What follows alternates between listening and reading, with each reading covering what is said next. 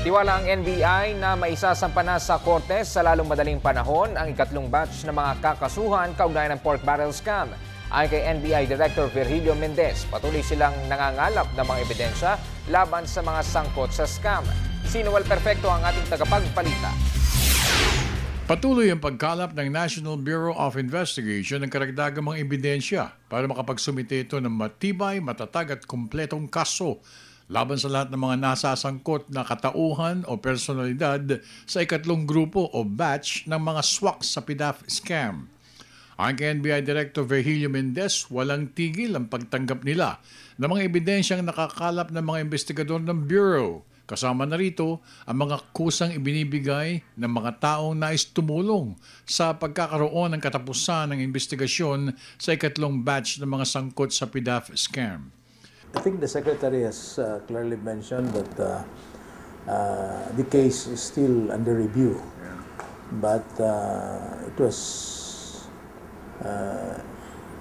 already reported that there was already an investigation report, but there are some issues that needs further investigation, considering that there were new names that were included, agents involved. So yun lang siguro nakaka-delay.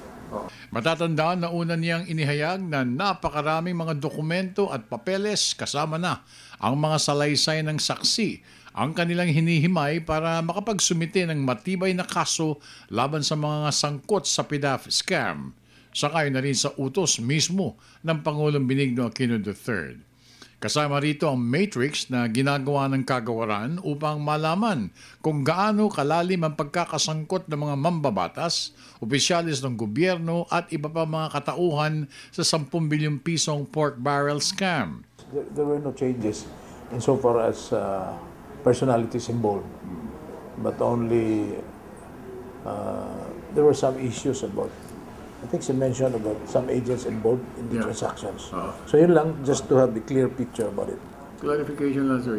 NBI mentioned that signatures of Tesla, Joel Villanueva, hindi ho tugma doon sa nakakawa. That was the report I heard. That was the report I learned from our technical people.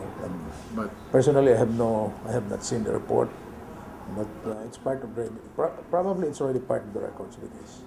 Bagamat hindi pinangalanan ng mga otoridad ng Justice Department ang mga ito, kasama sa kanilang inimbestigahan ng isang mambabatas, isang opisyalis ng gobyerno, 8 dating congressmen at siyempre pa ang utak ng PDAF scam na si Janet Lim Napoles. Para sa Telebisyon ng Bayan, ako naman si Noel Perfecto.